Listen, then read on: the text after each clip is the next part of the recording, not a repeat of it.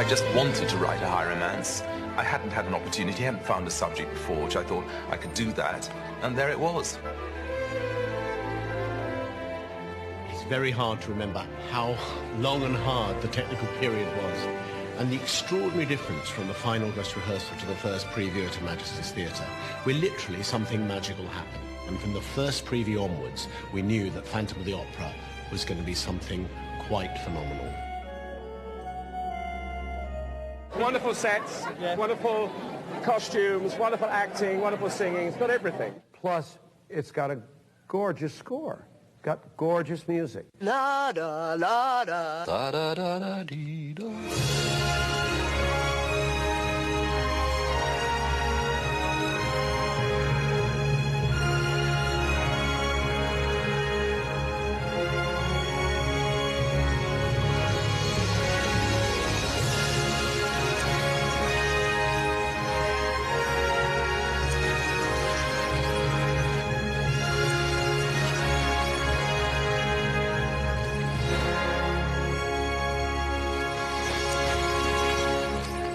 You know, the biggest, hottest, and most anticipated theater production of 1988 is right here in New York. The Phantom of the Opera. The hottest show of this Broadway season. Broadway phenomenon. The entertainment event of the year.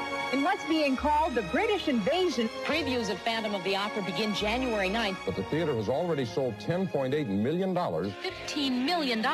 More than $17 million. But if you want good tickets to the show, you better be willing to wait. The first ones available are for November of 1988. I just remember the audience reaction to the show.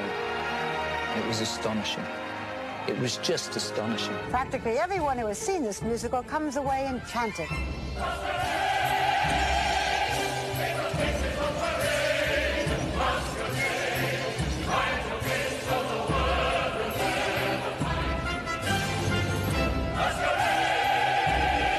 With performances in 82 cities so far, 58 million people have seen it worldwide. There isn't a continent, I don't think, the Phantom of the Opera hasn't been on. I wanted everyone in whichever city that this production appears to see the same show as you can see on Broadway or in London.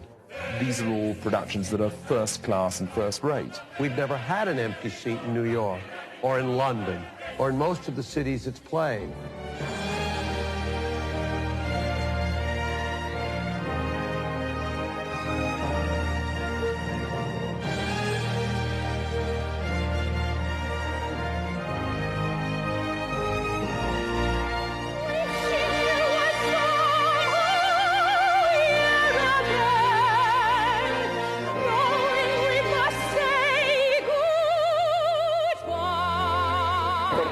Here in America on the road. Happy birthday, Phantom! Esitada. Palju õnne sünnipäevaks. What an amazing achievement to run for 30 years. So from all of us here in Stockholm, From our family to your family. Happy 30th anniversary!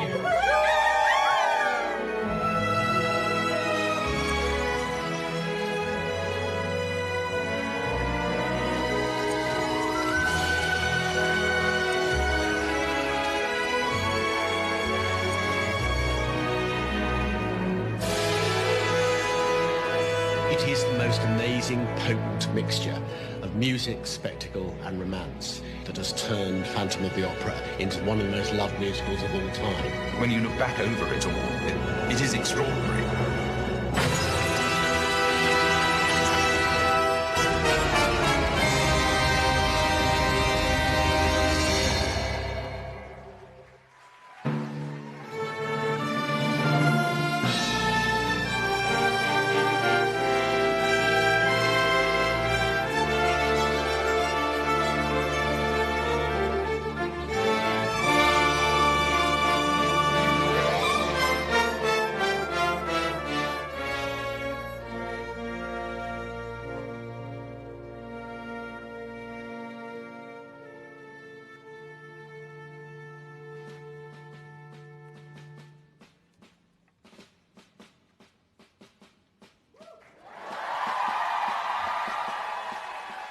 Well, it was the only seat left.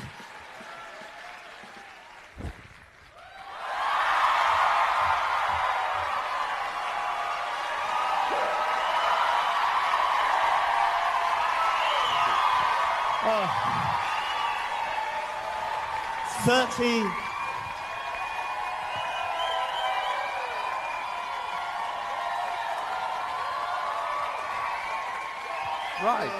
Right. Well, 30 fantastic years in this glorious theatre. And it was all your doing, ringing me up in the bath, saying you had a great idea to do. Yeah, I thought it was time that we did a high romantic musical. Absolutely. We've done all these cats and all these people. But, yes, I know. But then we found out that a few other people were going to do the show as well. So we decided, you said, well, we better get on with it. Yes, we got on with it. Yes, we did. No, it's one of those nights, isn't it, Cameron, when seeing this again, you know, I suddenly think of so many people who were involved with the show and who, I just know I'm going to make a mistake and forget a few of them. But I think we should first say that the unsung people who never ever get a round of applause are the fantastic orchestra. Anthony, and I think we're both proud that we have had for the last 30 years the biggest orchestra in the West End. Absolutely, probably in the world now. Yeah, apart from New York. But, you know, the other great star, two stars that are not here tonight is the wonderful Hal Prince, who is in America and sends all his love to you. Yeah. And, of course, the genius of Maria Bjornsson that we have seen, and I marvel in this theatre. I mean, one of the things that struck me tonight, Cameron, and I don't know what the rest of the audience, whether they noticed this ever, but actually, everybody says what a huge, great spectacle Phantom is, but it's in fact a very, very simple set. It's a quite expensive. Expensive simple set, but it's a black box. It is indeed. And it's got bits in it. It's not a great big thing. It's a wonderful, moving show. It's quite big. Yeah. Well... But how brilliant that Maria used all the Edwardian stage machinery when she came up with this amazing candelabras and everything like that. And she just actually brought the old world and the new world because together. Below here, the genuinely is all the 19th century kit. And I remember going round it with you and Maria and Hal, and we were saying, I wonder how much of this we could bring back into life. And that's fantastic that we've been able to. Yeah. This theatre, though, it's been an amazing marriage. I mean, it's... having seen it wonderfully around the world, to see it in this place where it was born. And this theatre was like a character in the show. It was. And a very proud owner he is of it. Yes, too. I am now. Cameron, do you think it's worth mentioning some of the things that we cut and perhaps didn't work here? Ah, yes, because actually the material worked brilliantly when we got it here, but there were a few things we did cut. See, when you were trying not to spare any expense, do you recall the question of your pigeons? Ah, the pigeons. The pigeons that pooed instead of cooed on the Opera House roof. Yes. I mean, they got pigeons in Harry Potter, I understand. Yes, I know. It'll never run. We don't have pigeons here. What? And what about Hal Prince's lovable rats with red eyes that went backwards and forwards, and Maria's white horse? Yes, that went. That went to the stable in the sky. Yes. That disappeared. Yes. But actually, the show itself, when it got here, didn't alter. When it got here, I'm not sure. Before at Sydenham, when we tried it out, it was not quite the same. No, it was a lovely read-through. But I do remember looking at the there was an issue. Said, is there something missing? Yes, there was an issue. I think you were very bright and very quick, because you went, yeah, I think we haven't got a song for the Phantom in the middle of the first act. Yep. And miraculously, the music of the night appeared a few days later. Yep. But, no, it was quite interesting. Do you remember that we didn't start with Hannibal, and it was the Man in the Iron Mask? Oh. Well, I thought that could have been the sequel. You see, I said we'd missed a trick. It would have been very, very good. We could do it as a sequel. We could, Cameron, and we could do lots of things as a sequel.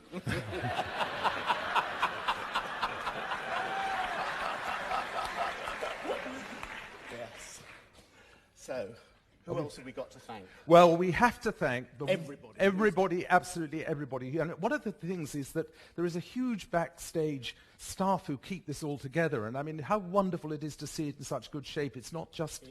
It is. We've been blessed with the most amazing creative staff that have looked after the show, not only here, but all over the world. And without them, the magic of this show would not be as brilliant as you've seen tonight. And what a wonderful cast we had tonight. Yeah, we have.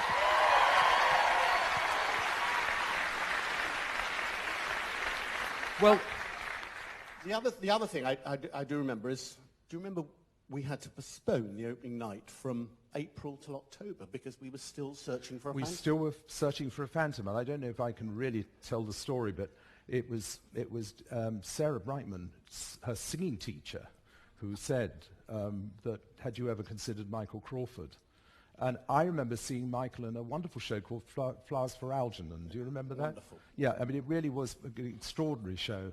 And I just wondered, I mean, everybody thought of him sort of, it was Barnum, of course, he did brilliantly, but everybody was still thinking Frank Spencer. And I remember when we first talked about it, we just wondered, and do you know what? We both knew that if Michael said he wanted to do this, that he would deliver it. But I think the thing we didn't know, which Ian, the singing teacher Ian said, Adam, was yeah. that Michael had been a chorister, and therefore he had another voice. Yes, and this, when we played the score with him, I mean, it was extraordinary, wasn't it? It was. And he brought something to the music of the night that was a real incredible. magic pairing. Incredible. Well, we also must say that without the wonderful Gillian Lynn, we would not have had this. I mean, again, seeing the poetry and the amazing staging, and we got her at it again this afternoon, and she is the most incredible woman. Yes, wherever she she is. is. Well, you'll Gillian, see her in a darling. Thank you, Gillian. So, there was a song that one of your favourite songs in the show, which we didn't do at Sydmonton, did we? Because we'd only did the first act. Well, we only did the first act originally. Yeah. And it was most extraordinary, really, because I remember that the audience sort of laughed through the auction. And the moment the little masquerade tune happened on the Monkey, there was a kind of shiver through everybody, wasn't there? Nobody knew quite what to expect. But you're right. Well, of course, when we didn't have Masquerade, we didn't have The Point of No Return, and of course we didn't have Wishing You Were Somehow Here Again. I know. Brilliantly done tonight. Absolutely. Well, I'm just wondering, because, you know, we're very lucky out of a misfortune tonight to have a couple of wonderful artists from France. We have indeed. Because the show was a postponed bonus again. tonight, even out of slightly sad circumstances, but the theatre where we were going to play, the Mogador in Paris, there was a serious fire, and it's not been possible to go ahead with the show, but we do have the two wonderful leads here tonight. Very good. One of whom anybody who's followed the Phantom needs absolutely no introduction, the great and fantastic Sierra Burgess. And I think I'm saving money, so I'm not going to use the orchestra for this bit. But I've hired a very good pianist.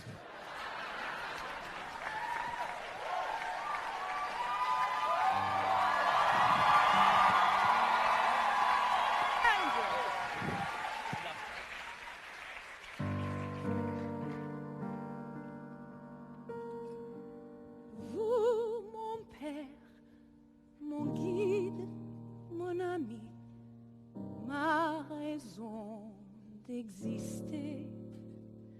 Vous étiez ma seule compagnie. Pourquoi m'avoir quittée? Revenez-moi, je dois vous parler. Reprenons comme autrefois. Est-il assez de vous rêver pour retrouver vos bras? Revenez-moi pour vous raconter ce que nous avons été. Tout devient flou quand je rêve de vous. Je dois m'être égarée. Cloche sans pierre et ange sculpté, figure douce et austère, ne sont pas ce qu'il vous faudrait. Vous étiez ma lumière.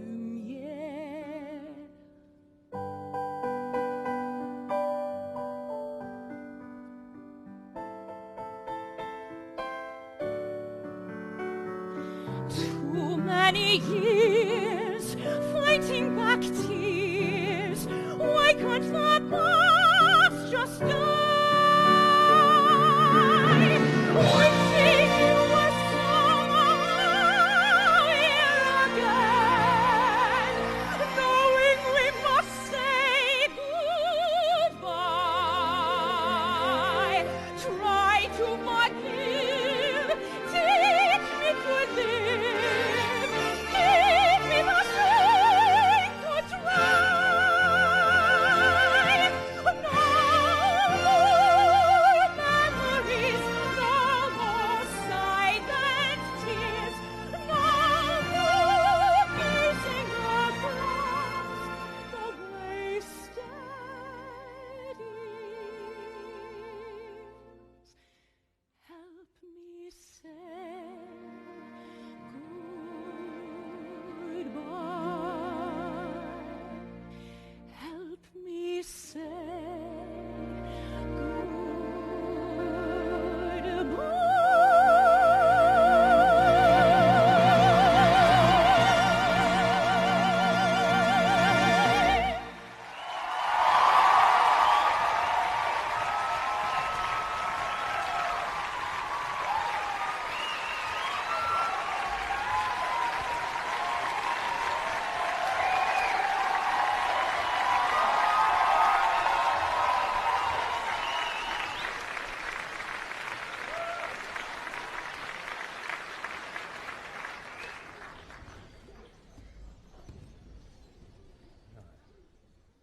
Well, gosh, Sierra is pretty fantastic.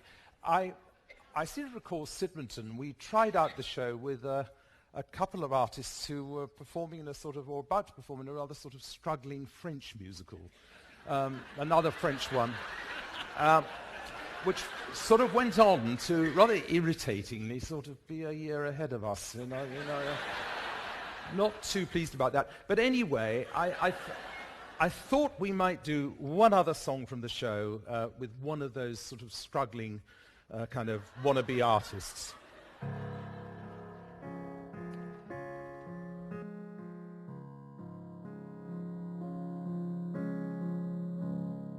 Talk of darkness, forget these wide-eyed fears. I'm here, nothing can harm you. My words will warm and calm you. Let me be your freedom. Let daylight dry your tears. I'm here with you, beside you, to guard you and to guide you. Say you love me every waking moment. Turn my head with talk of summertime. Say you need me with you now and always.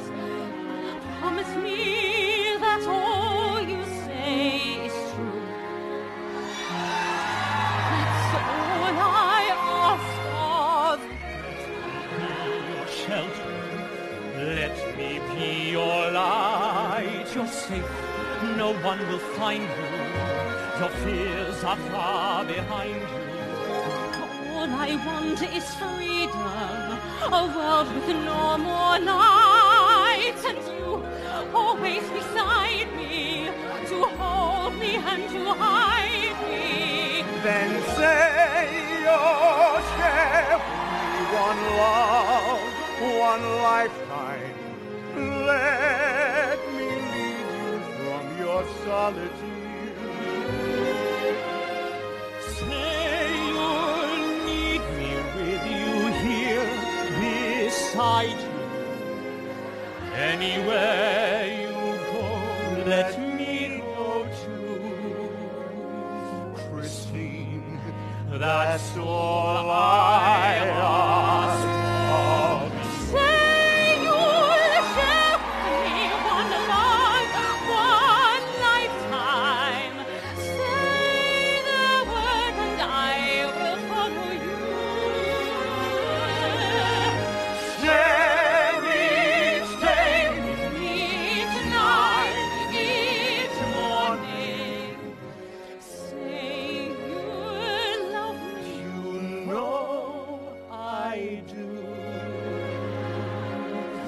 love me, that's all I ask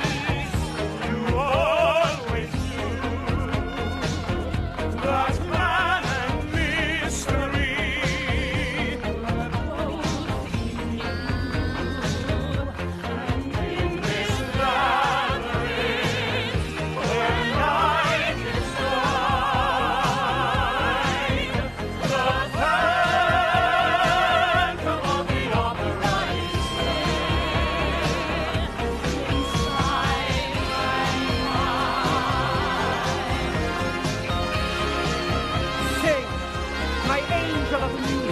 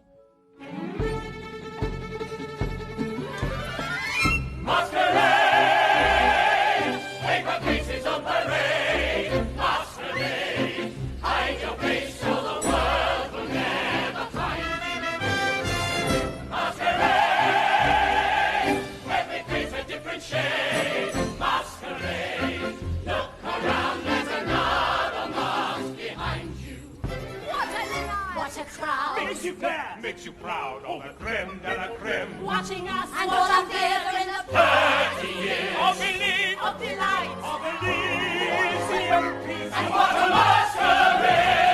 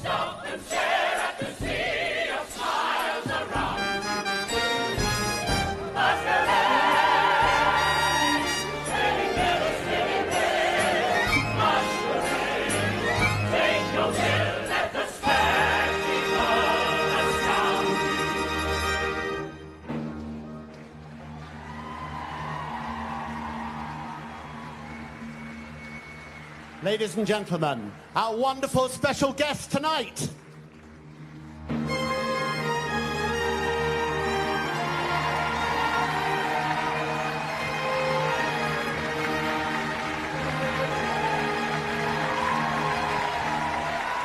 And our brilliant original creative team, the incomparable Gillian Lynn.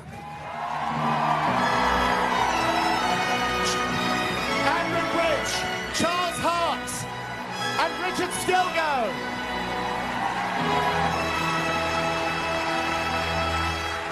And the original Phantom of the Opera Company and Mr. Michael Crawford.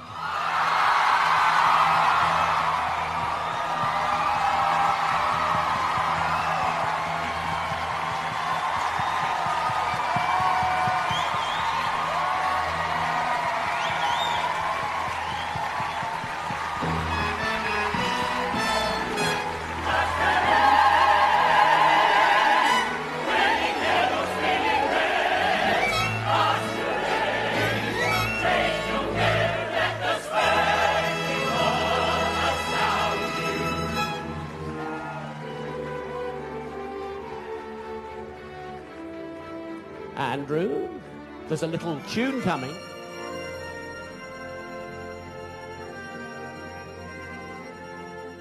The Phantom. Happy birthday